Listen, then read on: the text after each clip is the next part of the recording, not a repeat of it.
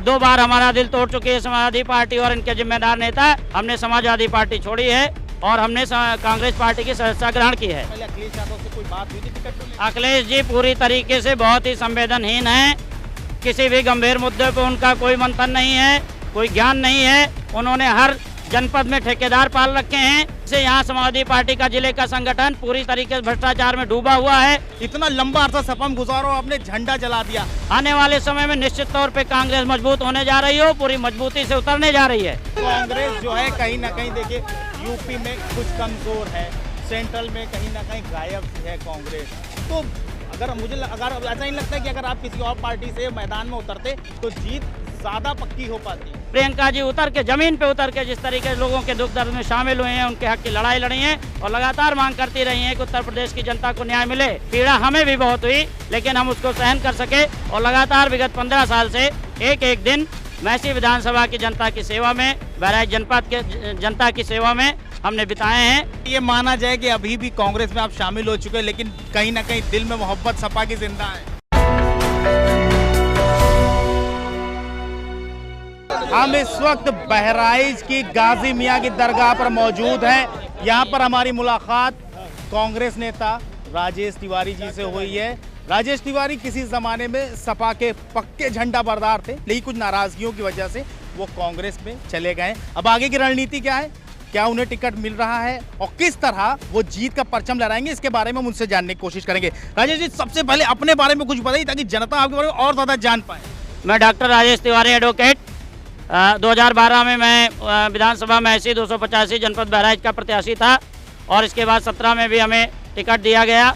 अंत में हमारी सीट गठबंधन में चली गई और लगातार विगत 15 साल से एक एक दिन मैसी विधानसभा की जनता की सेवा में, बहराइच जनपद के जनता की सेवा में हमने बिताए हैं। और मैसी विधानसभा की जनता का आदेश लेके, अपने कार्यकर्ताओं का आदेश लेके हमने समाजवादी पार्टी छोड़ी है और हमने कांग्रेस पार्टी की सदस्यता ग्रहण की है।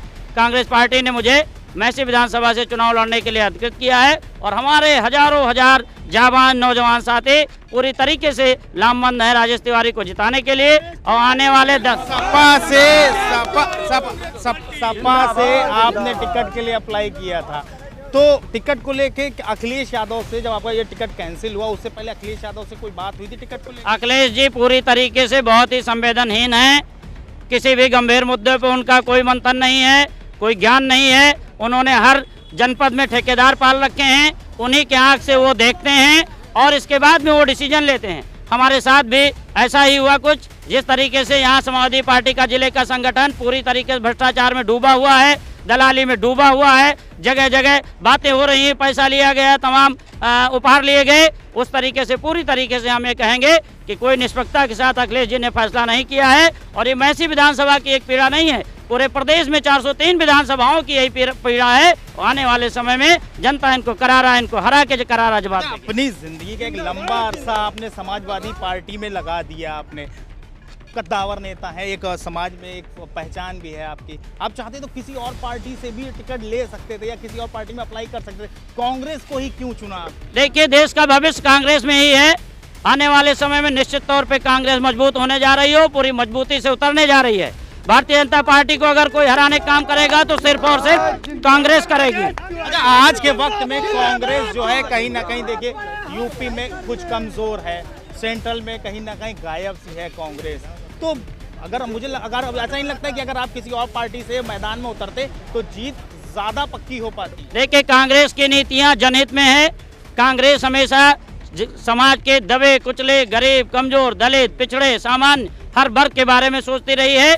और जो विजन था उस समय स्वर्गीय इंदिरा जी का, उनका जो विजन था, स्वर्गीय राजीव गांधी जी का जो विजन था, और आज उस पीढ़ी को आगे बढ़ाने का काम श्रीमती प्रियंका गांधी जी कर रही हैं। निश्चित तौर पे उनके निकलने से और जिस तरीके से हालात और घटनाएं हुई हैं इधर पिछले साल में आपने देखा होगा, प्रियंका जी उतर के जमीन पे उतर के जिस तरीके से लोगों के दुख दर्द में शामिल हुए हैं, उनके हक की लड़ाई लड़ी है और लगातार मांग करती रही हैं कि उत्तर प्रदेश की जनता को न्याय मिले। निश्चित तौर पे उत्तर प्रदेश की जनता में जनाधार बढ़ा है और आने वाले समय में कांग्रेस पूरी तरीके से उभर के 2022 में आएगी और सरकार बनाएगी। अच्छा, सपा का आपने झंडा जलाया, एक वीडियो वायरल हुआ था, इतनी सपा से नाराजगी थी, आपने इतना लंबा अरसा सपा में गुजारो, आपने झंडा जला दिया, कुछ अजीब नहीं? हमने नहीं जलाया, हमारे दिल में हर पार्टियों का सम्मान है। झंडा कुछ हमारे कार्यकर्ता थे, नौजवान साथी, जिनको बहुत कष्ट हुई, पीड़ा हमें भी बहुत हुई, लेकिन हम उसको सहन कर सके। कुछ हमारे ऐसे अनमेचोर कार्यकर्ता थे जो नहीं सहन कर पाए, अपने गुस्से का इजहार झंडा जला के किया, जो नहीं करना चाहिए था। हमें भी उस बात का अफसोस है, क्योंकि सम्मान और सबका होना चाहिए। हमने कोई झंडा नहीं जलाया। ये माना जाए कि अभी भी कांग्रेस में आप शामिल हो चुके हैं, लेकिन कहीं ना कहीं दिल में मोहब्बत सपा की जिंदा है। नहीं है, क्योंकि 2 बार हमारा दिल तोड़ चुकी है समाजवादी पार्टी और इनके जिम्मेदार नेता, इसलिए कोई गुंजाइश नहीं है। मैं कांग्रेस में ही रहूंगा।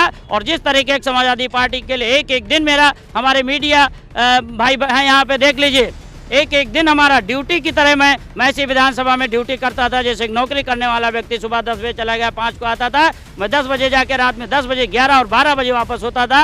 पार्टी को मजबूत करने का काम किया, अपने खून पसीने सींचा। लेकिन इसमें इतना भ्रष्टाचार में लोग संलिप्त हैं, जिले संगठनों उन लोगों ने हमारे साथ धोखा किया, गद्दारी की और हमें टिकट से बाहर किया। इसलिए हमारे कार्यकर्ताओं और मैसी की जनता का आदेश लेके हम कांग्रेस में शामिल हुए हैं। कांग्रेस के लिए काम करेंगे और देश को मजबूत करने के लिए, राष्ट्र को मजबूत करने के लिए। तो ये थे डॉक्टर राजेश तिवारी, जो बहराइच की मैसी विधानसभा सीट से कांग्रेस में शामिल हुए हैं और उन्हें टिकट मिला है। अब कांग्रेस पार्टी में शामिल, उनके साथ एक बहुत बड़ा जो है लोगों का हुजूम जुट गया है। लेकिन ये लोगों का हुजूम वोट में कितना तब्दील हो पाता है और कैसे वो जो है बहराइच की सरजमीन पर अपनी जीत दर्ज करा पाते हैं, वो तो आने वाला वक्त ही बताएगा। कैमरा पर्सन इरफान आरिफ और सहयोगी राजेश चौहान के साथ मैं मोहम्मद आसिफ दुलार, news time nation, Bahraich. Subscribe करें आपका अपना चैनल न्यूज टाइम नेशन और हर खबर सबसे पहले पाने के लिए बेल आइकॉन जरूर दबाएं। और हाँ, खबरें पसंद आ जाएं तो लाइक और शेयर करना ना भूलें।